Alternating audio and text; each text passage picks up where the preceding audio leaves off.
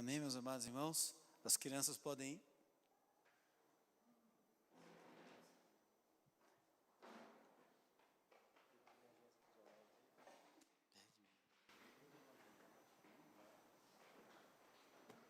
Amém, meus amados irmãos? Acho que saí correndo ali para atender uma necessidade urgente.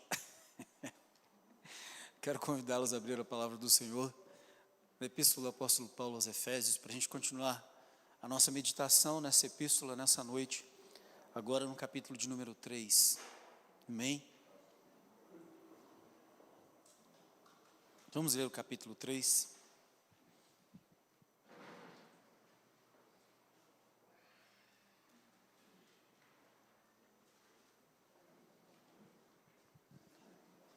Efésios, capítulo de número 3.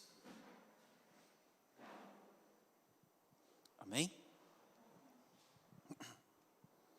Por esta causa, eu, Paulo, sou o prisioneiro de Cristo Jesus, por amor de vós, gentios.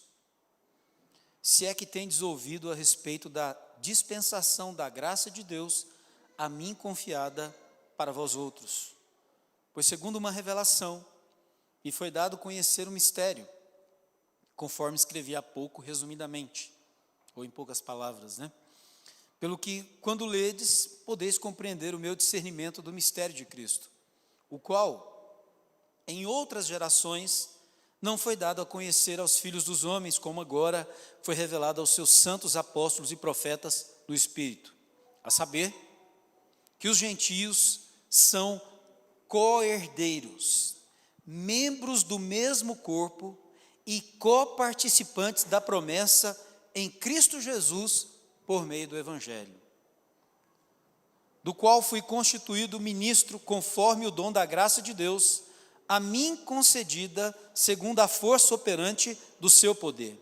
A mim, o menor de todos os santos, me foi dada esta graça de pregar aos gentios o Evangelho das insondáveis riquezas de Cristo, e manifestar qual seja a dispensação do mistério desde os séculos, oculto em Deus, que criou todas as coisas, para que pela igreja, a multiforme sabedoria de Deus se torne conhecida agora dos principados e potestades nos lugares celestiais, segundo o eterno propósito que estabeleceu em Cristo Jesus, nosso Senhor, pelo qual temos ousadia e acesso com confiança mediante a fé nele. Portanto, vos peço que não desfaleçais nas minhas tribulações por vós, pois nisso está a vossa glória.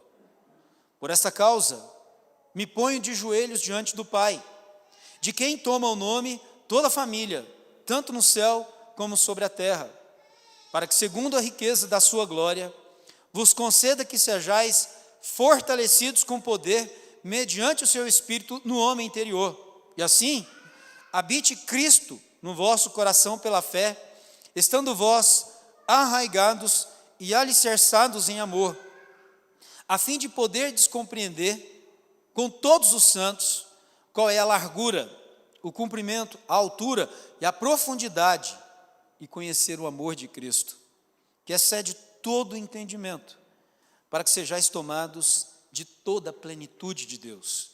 Ora, aquele que é poderoso para fazer infinitamente mais do que tudo quanto pedimos ou pensamos, conforme o seu poder que opera em nós, a Ele seja a glória na igreja e em Cristo Jesus, por todas as gerações, para todos sempre. Amém. Vamos orar ao Senhor uma vez mais nessa noite.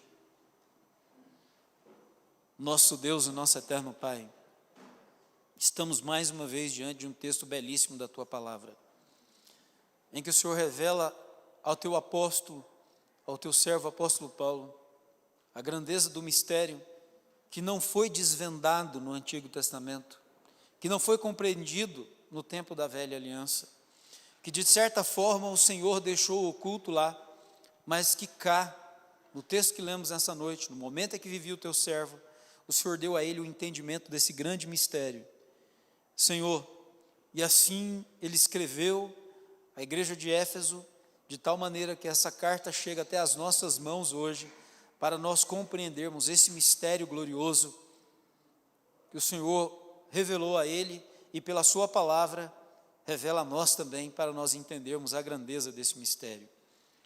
Em nome do Senhor Jesus, eu te suplico, fala o nosso coração nessa noite, dá-nos a tua palavra, para que nós sejamos edificados aqui, igreja do Senhor, para a sua glória, e assim possamos viver a nossa vida na sua presença, em retidão, em integridade, em santidade, para a sua glória, segundo a sua palavra, uma vida voltada para o Senhor, uma vida de contemplação da sua grandeza, da sua beleza e da sua glória, uma vida onde nela o Senhor seja o tempo todo exaltado, o Senhor seja o tempo todo engrandecido.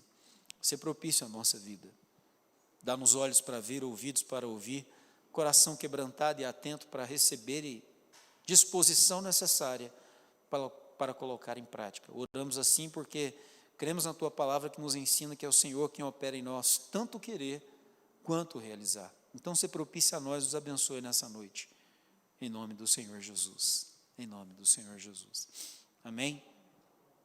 Meus amados irmãos, fazendo uma memória, no primeiro capítulo, o que nós vimos no primeiro capítulo da Epístola aos Efésios? A edificação gloriosa do povo de Deus, que Deus resolveu fazer desde antes da fundação do mundo, e esse povo é a igreja, a edificação da igreja, como ela se deu, como o nosso Deus trabalhou, como que Ele fez em Cristo Jesus, como que foi que Ele estabeleceu a igreja. Primeiro Ele escolheu, desde antes da fundação do mundo, predestinou um povo para ser seu, elegeu um povo para ser seu. E aí, a esse povo, Ele deu, para a sua glória, a riqueza a grandeza, o entendimento de um chamado que esse povo tem. Esse povo que é alcançado por Deus, esse povo que é abençoado por Deus, que é agraciado por Deus, que recebe a salvação de Deus, esse povo é chamado para ser de Jesus Cristo, para pertencer a Jesus Cristo, para servir a Jesus Cristo. Esse povo é chamado para ser tornado por Deus em sua própria herança, em um troféu da sua graça, da sua bondade, do seu favor. E esse povo é chamado para conhecer a suprema grandeza do seu poder que opera em nós e através de nós. Suprema grandeza do poder que é o mesmo poder que Deus se utilizou dele para ressuscitar Jesus Cristo dentre os mortos. Esse poder Deus coloca à disposição da igreja para que ela sirva ao Senhor Jesus, cumprindo a sua ordem de fazer discípulos sobre a face da terra. Não é um poder que Ele confere para a gente fazer o que a gente quer, mas na economia de Deus é um poder que Ele confere para a gente fazer a sua vontade, para a gente cumprir o seu chamado, para cumprir a sua designação para a nossa vida. E no capítulo de número 2, o apóstolo Paulo vai mostrar como era esse povo, como era a igreja antes de conhecer a Jesus Cristo. Paulo mostra que nós estávamos mortos nos nossos delitos e pecados, pecados que nós andávamos segundo o curso desse mundo, segundo o príncipe da potestade do ar, do príncipe que agora atua nos filhos da desobediência, entre os quais nós também andávamos outrora e éramos por natureza filhos da ira. E Paulo diz que o pecado nos escravizava também por dentro, porque as inclinações da nossa carne nos levavam para o pecado. Mas Deus, sendo rico em misericórdia, e por causa do grande amor com que Ele nos amou, e estando nós mortos em nossos delitos e pecados, Ele nos deu a graça de crer por meio do sacrifício do seu Filho, Senhor Jesus Cristo. E aí, Ele mostra que agora nós somos feitura dEle, criados em Cristo Jesus, para realizarmos boas obras para a sua glória. Ele ainda diz mais no capítulo 2, ele diz que o gentio, aquele que não era nascido na comunidade de Israel, nós meditamos nisso na semana passada,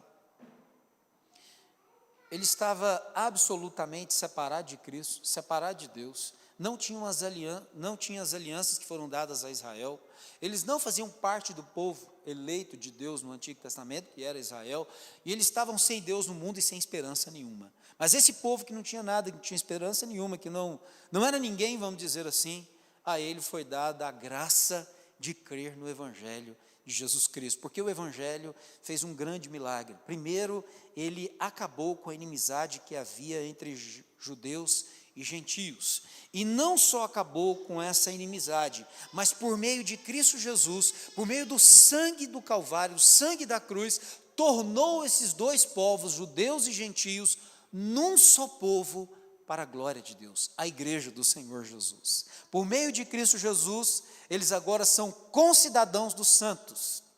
Eles agora não somente são concidadãos dos santos, mas são família de Deus.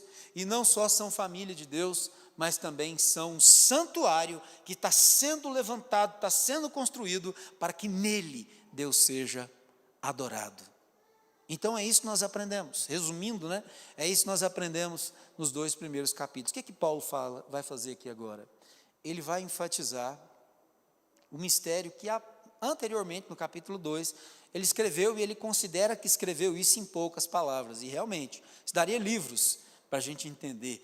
Se a gente estuda o Antigo Testamento, se a gente estuda o Novo Testamento, o Evangelho de Cristo Jesus, e percebe o que Deus fez por meio de Cristo Jesus, fazendo essa fusão desses dois povos, judeus, que é o povo de Deus, escolhido em Abraão, que começa e tem toda uma trajetória narrada no Antigo Testamento, mas que quando chega no Novo Testamento, fica muito claro que o propósito de Deus nunca foi simplesmente fazer do judeu o seu povo exclusivo, mas o propósito de Deus foi reunir pessoas de todos os lugares da terra, de todas as tribos, de todas as raças, de todas as línguas, de todas as nações da terra, pessoas de todos os lugares para reunir num só povo. E esse é um propósito eterno de Deus, não é um propósito que acontece no tempo, não, é um propósito eterno de Deus, porque o primeiro capítulo diz que eles foram escolhidos antes da fundação do mundo. Então isso é um propósito eterno de Deus. Deus queria que assim acontecesse. E aí Paulo escreve sobre esse mistério. E aí o que ele vai fazer para nós aqui, especialmente do verso 1 ao verso número 13?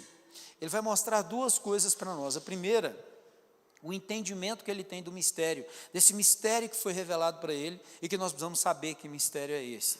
A primeira coisa que nós entendemos é que mistério na nossa língua portuguesa dá a ideia de uma coisa absolutamente oculta que nós não temos a condição de alcançar o conhecimento, que precisa de muita coisa para a gente de repente poder entender essa coisa oculta, esse mistério. No grego a ideia é diferente, é a ideia de alguma coisa que estava oculto, mas que agora está revelado. Mistério dá esse entendimento, essa palavra no grego dá o entendimento de uma coisa que esteve oculta, é fato, mas que agora está clara, está evidente, está revelada. E Paulo tenta fazer isso, mostrar isso para a igreja de Éfeso, e nós precisamos ter esse entendimento também. Mas vamos ao texto. O primeiro versículo, Paulo vai mostrar uma coisa muito importante. Ele vai dizer o seguinte: por esta causa. Por causa de quê? O que eu acabei de dizer? Por causa do mistério. Por causa do entendimento, da revelação, da compreensão que Deus dá a ele do mistério. Ele diz que por essa causa ele é o prisioneiro de Cristo. Levando em consideração a grandeza do projeto redentor de Deus, do plano redentor de Deus, do qual ele é feito ministro por Deus, ele agora está preso. Ele agora está preso por essa causa. Mas ele diz: olha, por essa causa eu, Paulo, sou prisioneiro de Cristo. Paulo não era prisioneiro porque ele era um bandido. Paulo não era prisioneiro porque ele era um ladrão, um assassino ou um malfeitor. Paulo estava preso por causa de Cristo Jesus. Ele estava preso por causa do Evangelho de Cristo Jesus. Ele estava preso por causa da anunciação do Evangelho que ele faz, que ele foi comissionado, chamado por Deus para realizar no meio dos gentios, e por causa dessa anunciação, por causa dessa proclamação, ele agora se encontra preso. Mas não só é o prisioneiro de Cristo, como ele mostra o motivo, ou a motivação: por amor de vós, gentios. Você imagina alguém que está preso por amor? Essa é a motivação que leva alguém a se tornar um preso, um presidiário.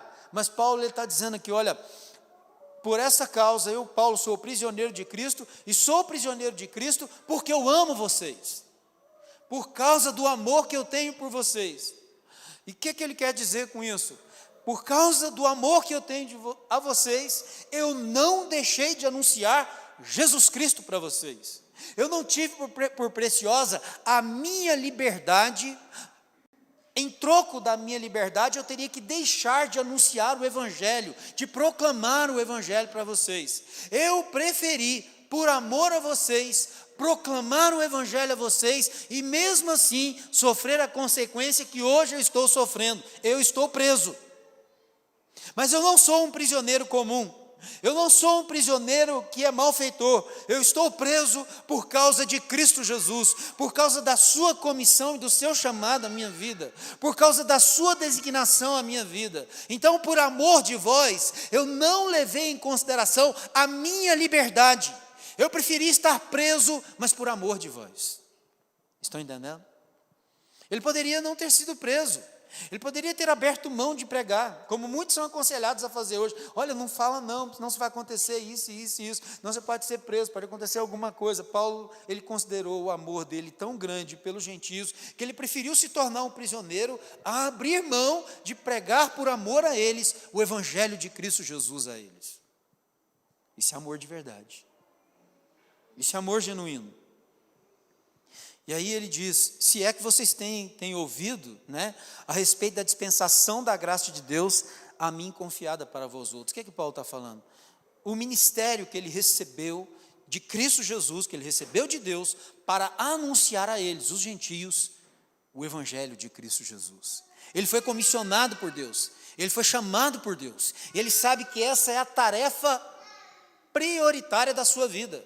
Ele sabe que o que ele tem que fazer da vida dele é anunciar o evangelho. Ele chega ao ponto de dizer, se eu prego o evangelho de boa vontade, eu tenho galardão, se não, é o peso da responsabilidade que está sobre mim.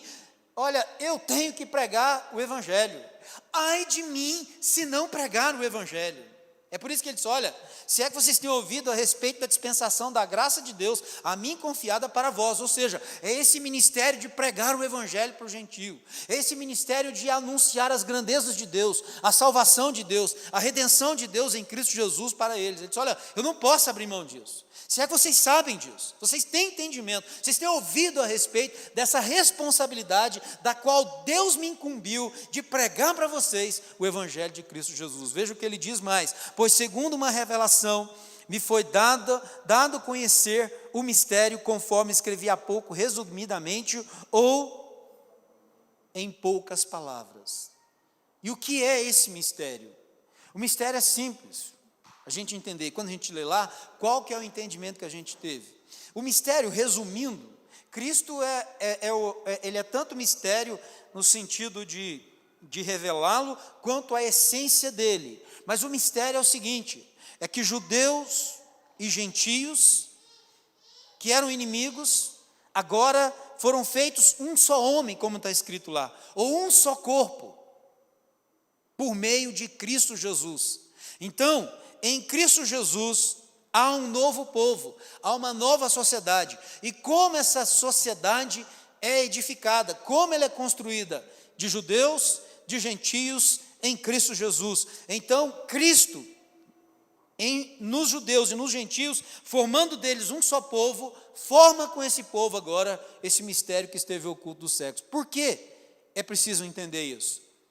Porque para o judeu, até hoje, lá em Israel, eles continuam achando que só eles são o povo de Deus.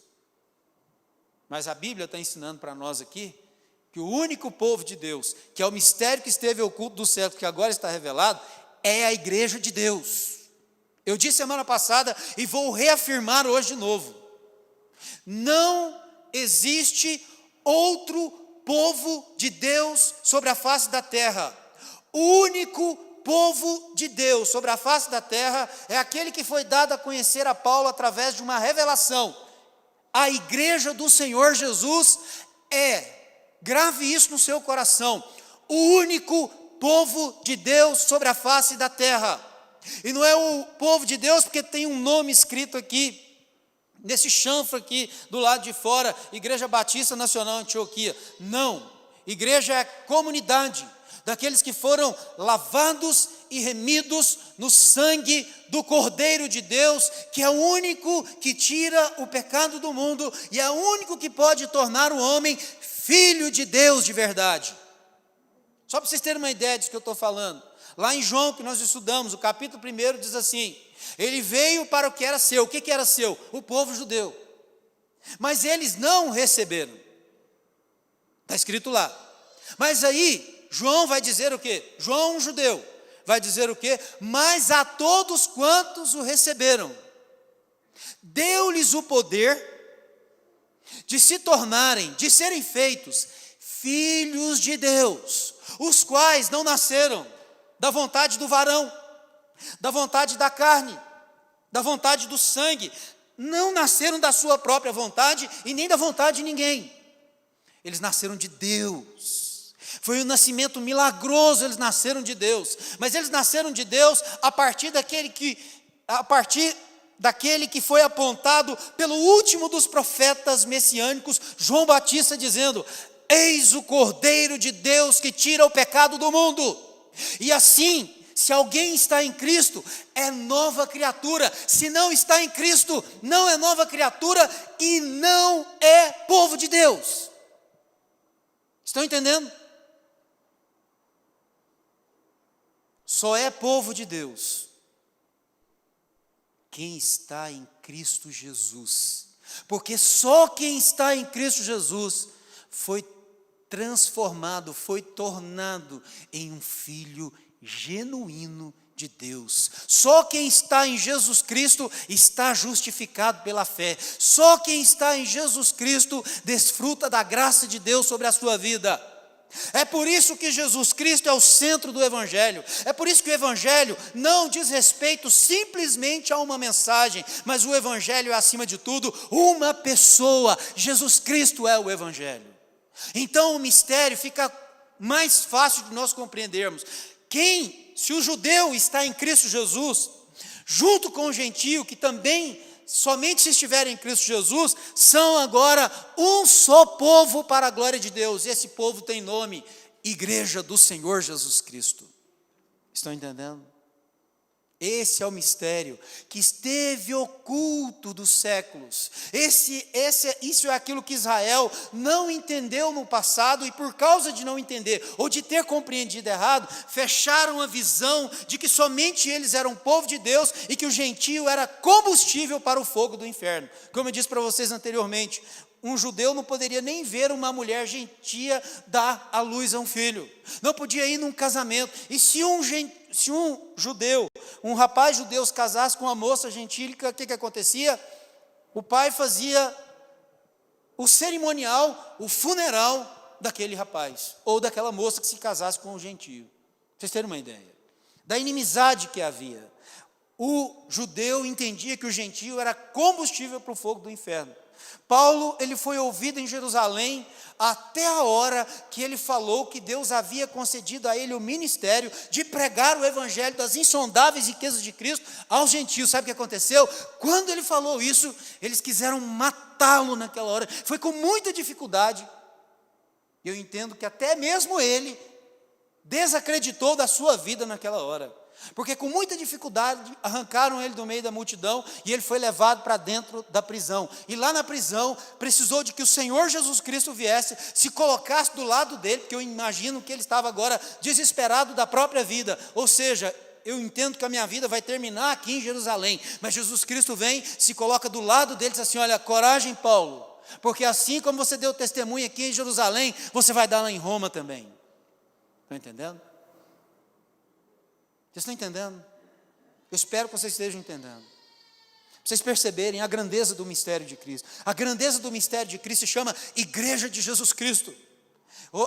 Para o momento em que Paulo falou, era importante as pessoas saberem, os judeus saberem, que os gentios também foram feitos povo de Deus. E os gentios precisavam saber que agora eles não eram igreja exclusiva, mas eram igreja junto com os judeus. Como nós precisamos entender isso hoje? Nós precisamos entender que qualquer pessoa, de qualquer lugar, de qualquer etnia, de qualquer origem, Deus pode fazer povo de Deus.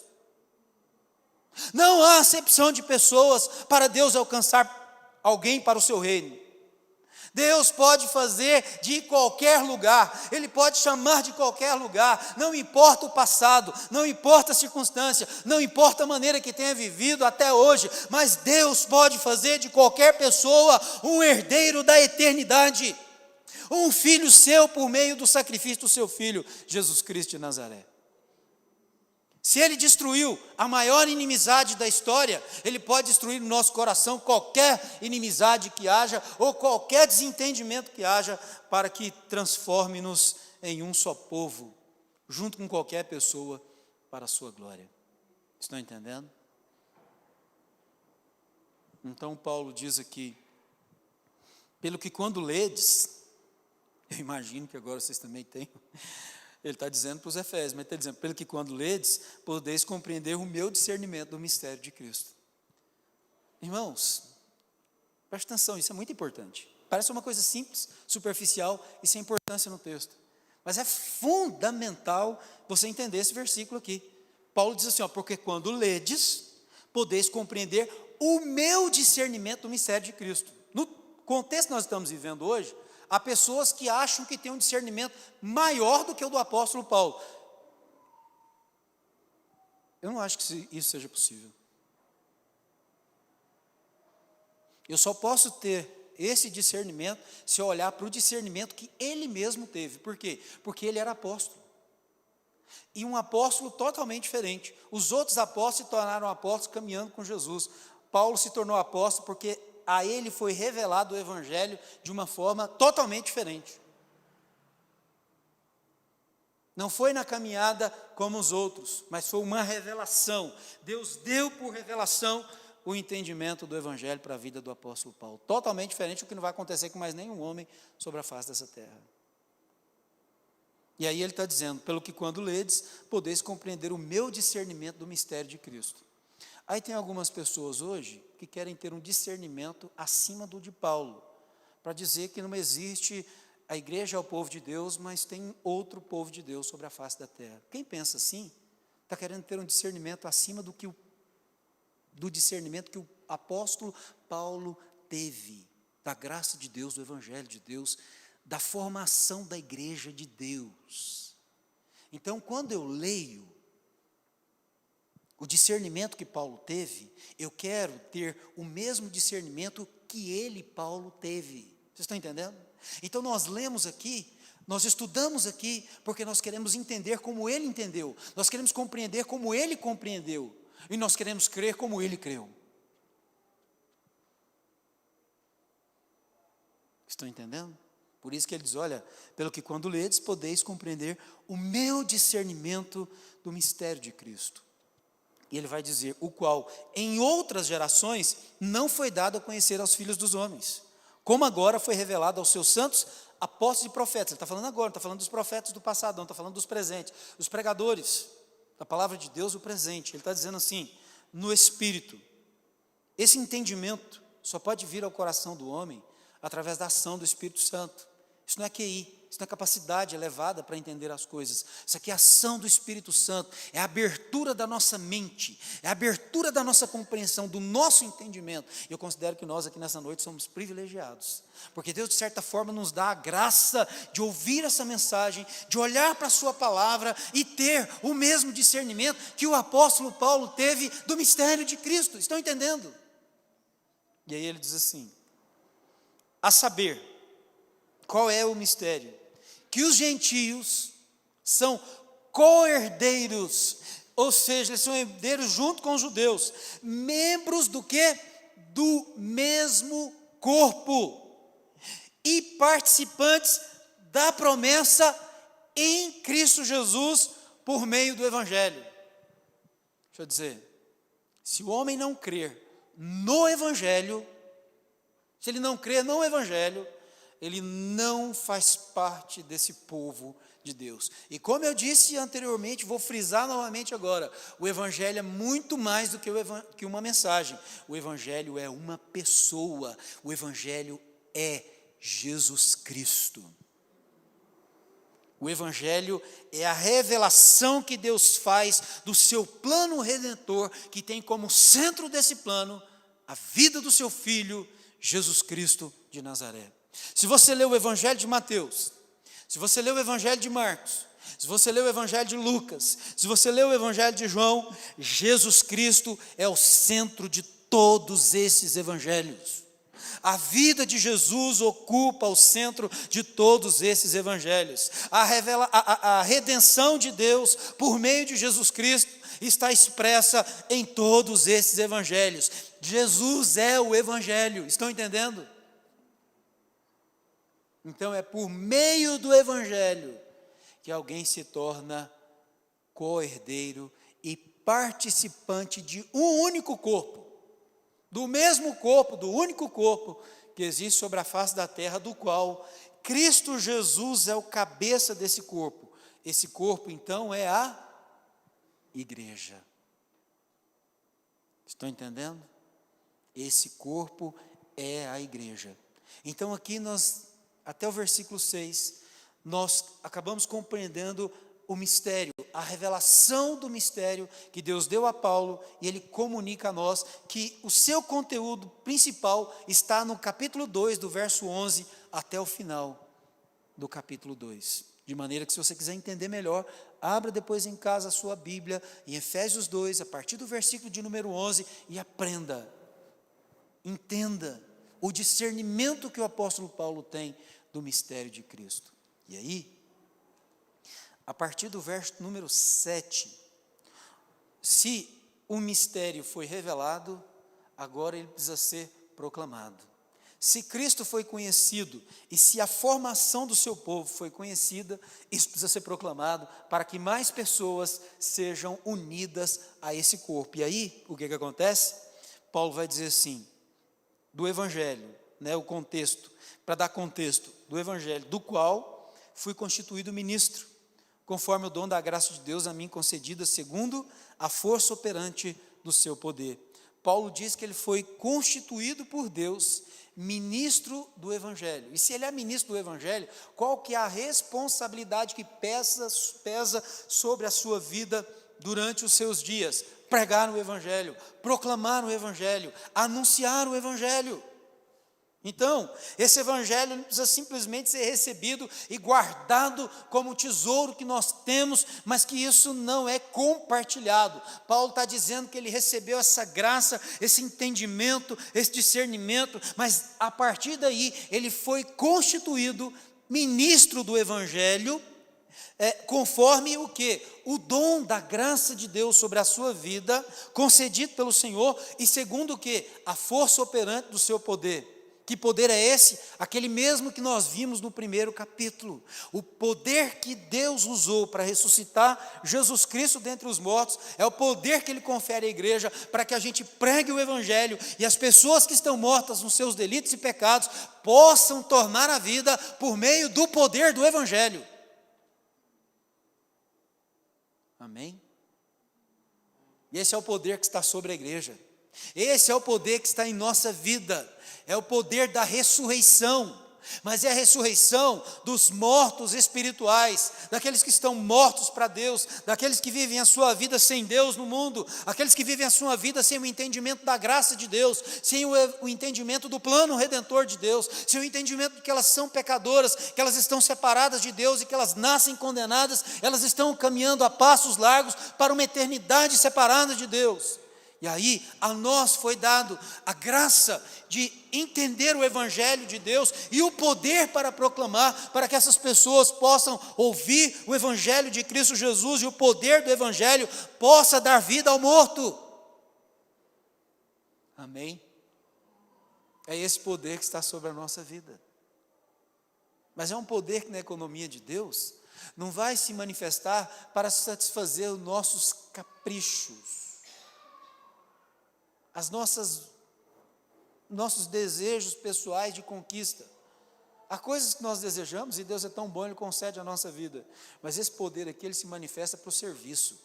Ele se manifesta para a glorificação de Deus por meio de Jesus Cristo. Então, Paulo sabe disso. E ele olha para a sua vida, e como a gente deve olhar para a nossa também, entendendo a sua insignificância, a sua indignidade. Ele diz assim, olha, a mim, o menor de todos os santos. Aqui não é falsa modéstia, não. Paulo sabe quem ele era. Ele sabe que ele foi perseguidor da igreja. Ele sabe que ele matou gente da igreja. Ele sabe que ele consentia na morte de Estevão, que as vestes dele foram depositadas aos seus pés depois que ele foi apedrejado. Aí ele olha para quem ele era e o que a graça de Deus fez na vida dele. Ele não pode entender de outra forma a sua vida, a não ser compreender que ele é o menor de todos os santos. Mas a ele, o menor de todos os santos, foi dada a graça de pregar aos gentios. O quê? Preste atenção. O evangelho das insondáveis riquezas de Cristo Jesus. Deixa eu dizer uma coisa para você. Às vezes nós não compreendemos a riqueza das insondáveis, o evangelho das insondáveis riquezas de Cristo, porque nós não aplicamos o nosso coração em conhecer o evangelho profundamente. Irmãos, nós achamos muitas vezes na nossa vida que nós vamos compreender as belezas da vida simplesmente pela contemplação desses olhos terrenos, das belezas que cercam a nossa vida. Deixa eu dizer uma coisa para você, isso aqui não é nada se comparado às insondáveis riquezas de Cristo Jesus que estão reveladas no Evangelho.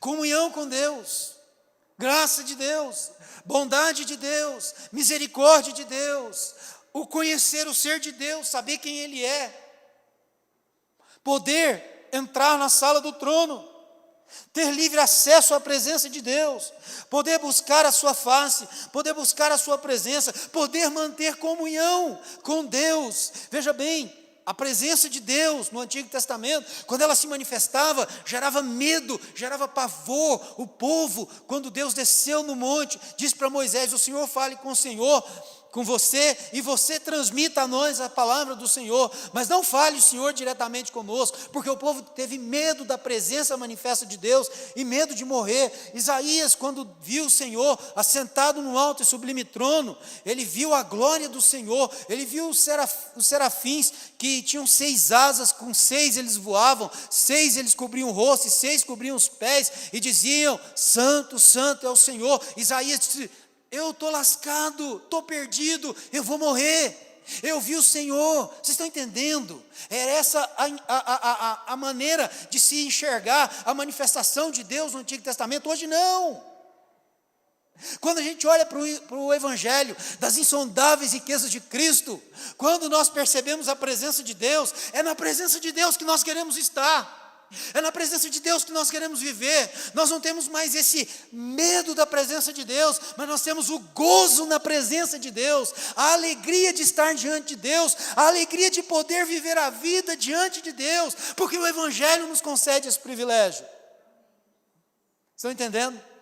Eu não preciso mais me esconder, eu não preciso mais me ocultar, eu não preciso mais ter medo, eu não preciso mais de um intermediário, porque o único mediador entre eu e Deus é Jesus Cristo de Nazaré, e isso é a insondável riqueza de Cristo, que me coloca em perfeita harmonia com Deus. E sabe de que maneira? Não mais como um membro do seu povo que se dirige a Ele, mas que não tem livre acesso, mas agora como um filho que se dirige ao seu pai e pode clamar diante dEle. E isso são as insondáveis riquezas de Cristo reveladas no Evangelho para a nossa vida.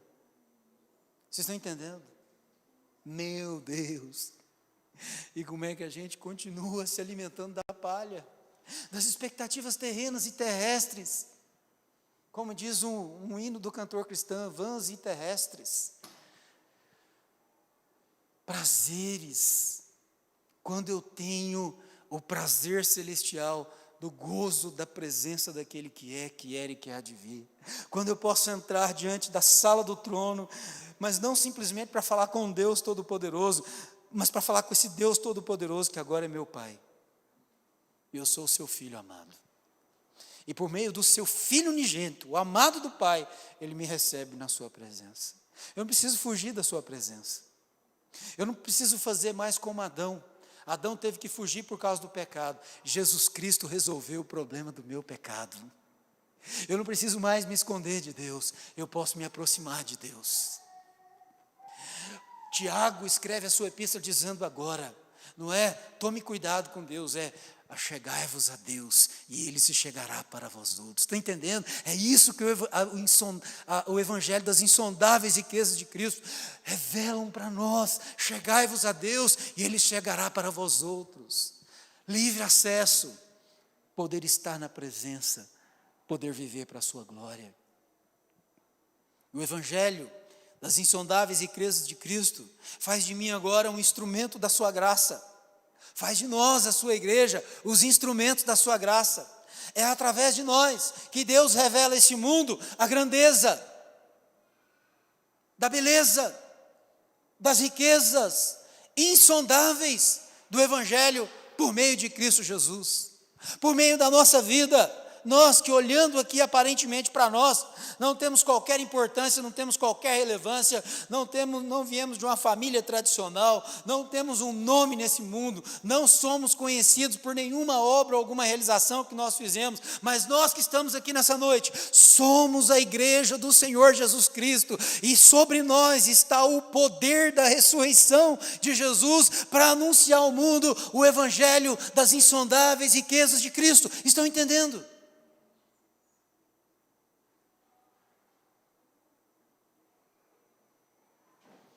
Oh, profundidade da sabedoria e do conhecimento de Deus. A gente só pode dizer isso num momento desse, num texto desse, não é verdade?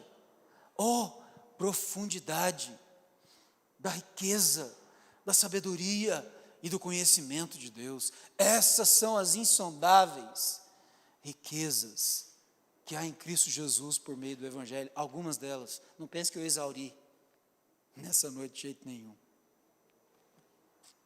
Amém? E aí, Paulo vai dizer, a ele foi confiada essa graça de pregar e manifestar, é o que eu já disse, aquilo que está sobre ele está sobre a vida da igreja, e manifestar qual seja a dispensação do mistério, desde os séculos oculto em Deus que criou todas as coisas. Agora preste atenção, isso esteve oculto, mas ele precisa ser manifesto, precisa ser revelado. Agora preste atenção no que ele diz no versículo 10. Para que pela igreja, a multiforme, a multicolorida, a palavra no grego aqui dá essa ideia de muitas cores, para dizer que a multiforme sabedoria de Deus se torne conhecida agora dos principados e potestades nos lugares celestiais. Sabe o que acontece? Nós agora nos tornamos um espetáculo para o céu. A igreja é um espetáculo para o céu. Por que ela é um espetáculo para o céu? Porque os anjos de Deus, os anjos eleitos de Deus, que assistem na sua presença, agora, da eternidade, do céu, eles olham para cá e ficam assistindo todos os dias o drama da redenção. O filme que está sendo passado diante deles, da salvação dos povos, da redenção dos povos. Então, a nossa vida serve como um espetáculo que é visto todos os dias na eternidade. Veja o que está escrito, para que pela igreja a multiforme sabedoria se torne conhecida agora onde? Dos principados e potestades nos lugares celestiais, significa os anjos, assistem todos os dias o drama da redenção.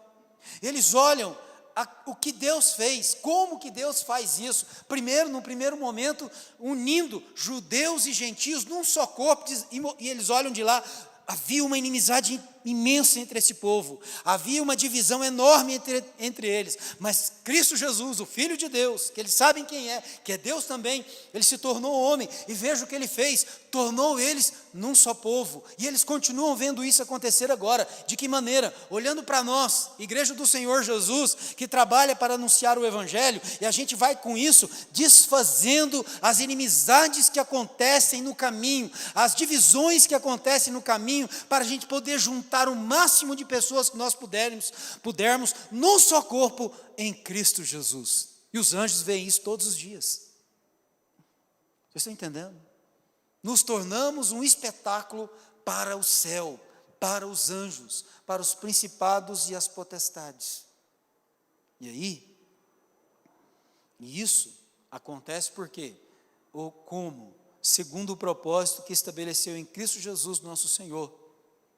Esse foi o propósito de Deus, de que os anjos pudessem ver a redenção que Ele não concedeu aos anjos que caíram.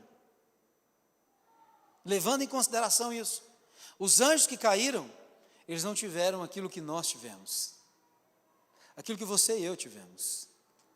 Deus poderia ter feito conosco o que Ele fez com os anjos que caíram. Não deu a eles uma oportunidade de redenção, não deu a eles um redentor, não concedeu a eles uma oportunidade de perdão, mas a nós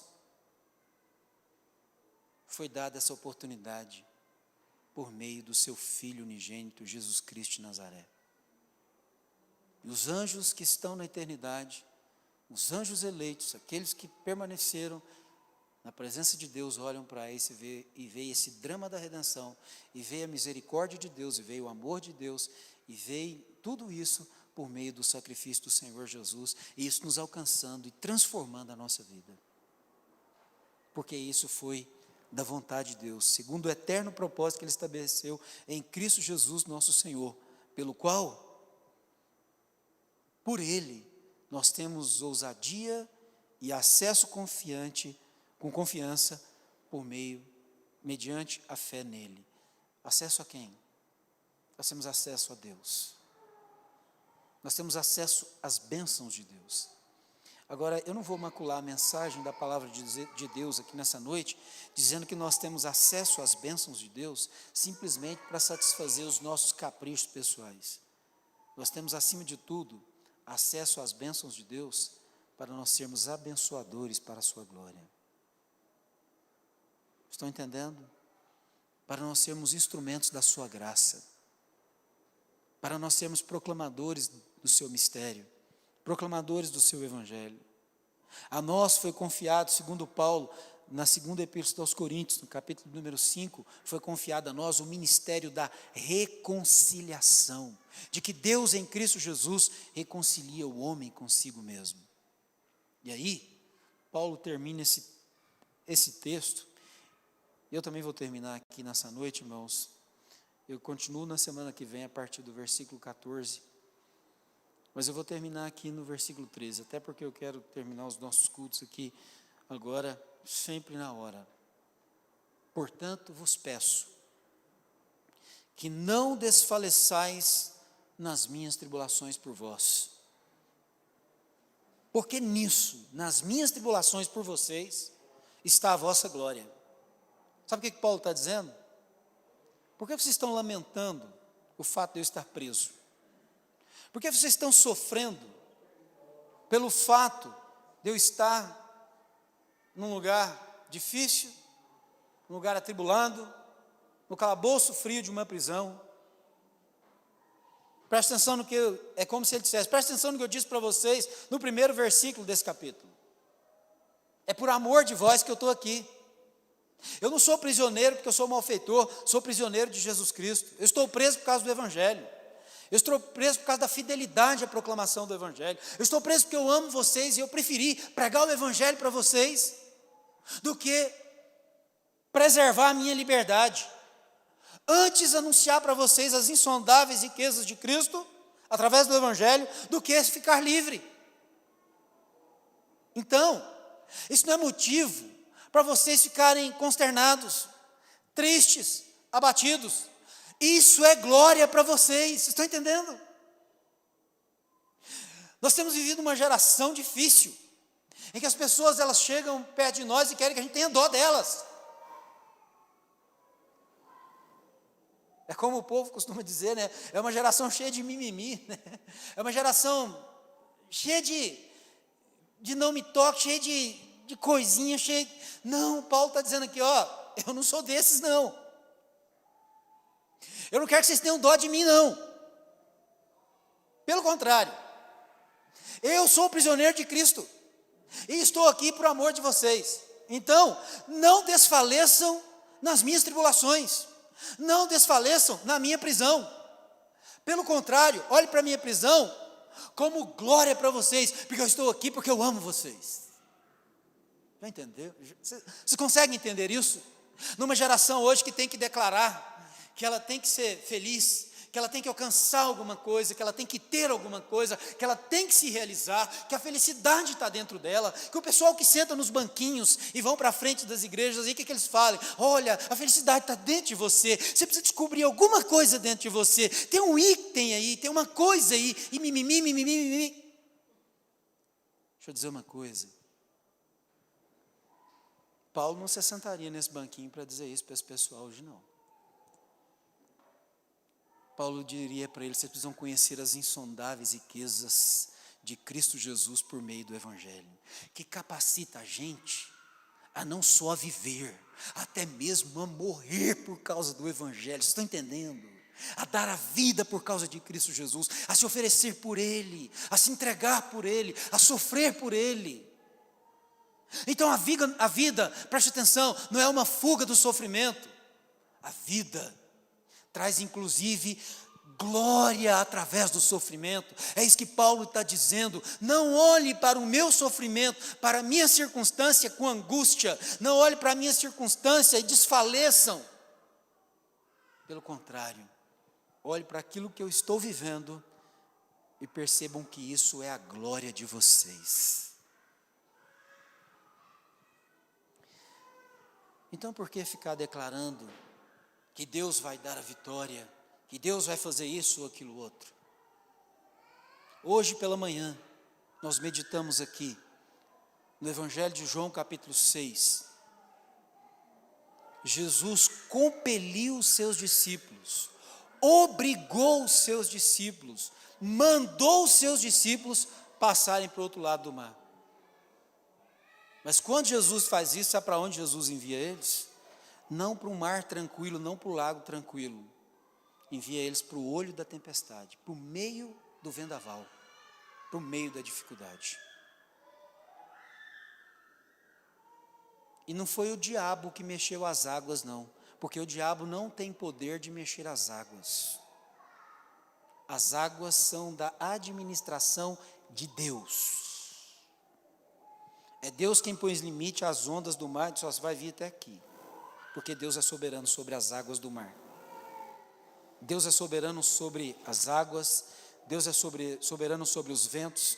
Jesus Cristo, numa outra oportunidade que Ele está com os discípulos, Ele disse: olha, acalme-se mar, acalme-se vento, faça bonança. E tudo para, porque Ele é que está no controle dessas coisas. Então não é o diabo. Quem manda os discípulos para o olho da tempestade é Jesus. Mas Ele sobe ao monte para orar por eles e fica observando tudo. Ele está no controle de tudo, mesmo das tempestades da nossa vida. Ele está no controle de tudo. Se a gente está sofrendo, Ele não perdeu a mão de jeito nenhum. Só tem um sofrimento que não vem de Deus, é o do pecado. E esse sim vem do diabo, que nos tenta todo dia nos carregar para lá. Agora, se você está sofrendo as lidas da vida, as circunstâncias da vida, as situações da vida, sabe de uma coisa, a sua vida está absolutamente segura nas mãos de Deus.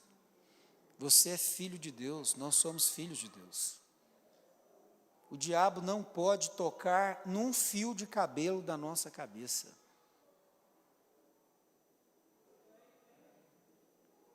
A não ser que Deus queira trabalhar na nossa vida como Ele trabalhou na vida de Jó, desse modo. Mas, do contrário, Ele não tem esse poder. Porque nós somos lavados e remidos no sangue do Cordeiro. Nós somos propriedade de Deus, nós pertencemos ao Senhor.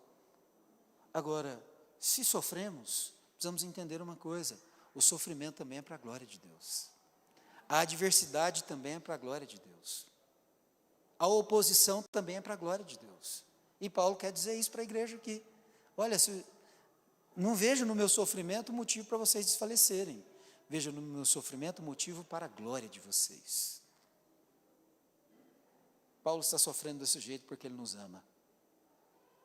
Paulo está sofrendo desse jeito porque ele ama Jesus Cristo. Paulo está sofrendo desse jeito porque a glória da sua vida é o Senhor Jesus Cristo.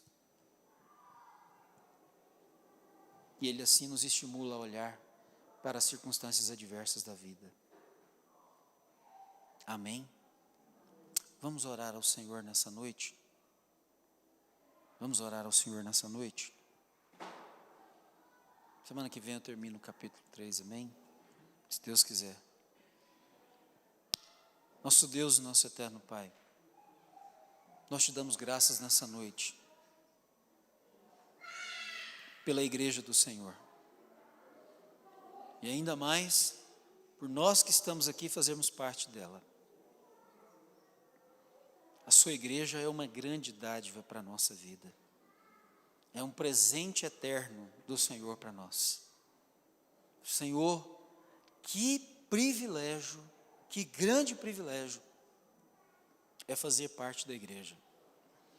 Senhor, quem dera esse entendimento alcançasse as nossas vidas. Eu te agradeço por alguns movimentos, como aquele que tem acontecido na Fiel, anunciando a igreja essencial, e ela é mesmo. Senhor, como nós precisamos da vida na igreja. Quem dera todos nós tivéssemos essa compreensão, nós jamais precisaríamos de uma câmera aqui para filmar o culto ao Senhor, porque o desejo de todos seria estar aqui para desfrutar do viver da igreja, do compartilhar a vida, do estar junto um com o outro. Deus, como é bom estar na igreja, fazer parte da igreja, viver a vida da igreja. Esse é o mistério que esteve oculto dos séculos, que agora está revelado. Que o Senhor reconcilia os homens por meio de Cristo Jesus.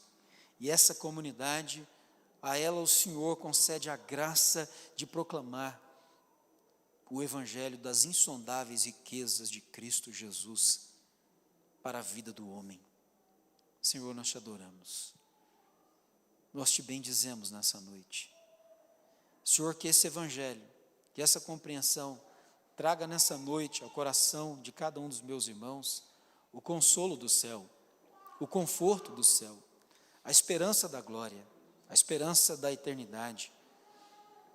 Essa bendita esperança que, quando alcança o nosso coração, nos dispõe diante da sua presença a viver a vida para a sua glória. Nos encoraja, nos dá ousadia, nos dá intrepidez para vivermos a vida diante da sua presença, para te glorificar, te engrandecer e te exaltar. Nos dá ousadia para te servir, nos dá confiança de que no Senhor nós podemos fazer proezas, conforme está escrito na sua palavra. Então bendito seja o teu nome. Abençoa-nos aqui como a igreja do Senhor. Abre os nossos olhos para perceber o grande poder que o Senhor derramou sobre a nossa vida enquanto igreja, para que isso seja para a sua glória através de nós, especialmente anunciando ao perdido a graça do Senhor em Cristo. Se propício a nós. Nos abençoe, Senhor. Abre o nosso entendimento, dá-nos graça diante da sua presença. Nós precisamos do Senhor. Se propício a nós, nos ajude. Nós suplicamos em nome de Jesus. Em nome do Senhor Jesus. Amém? Meus amados irmãos,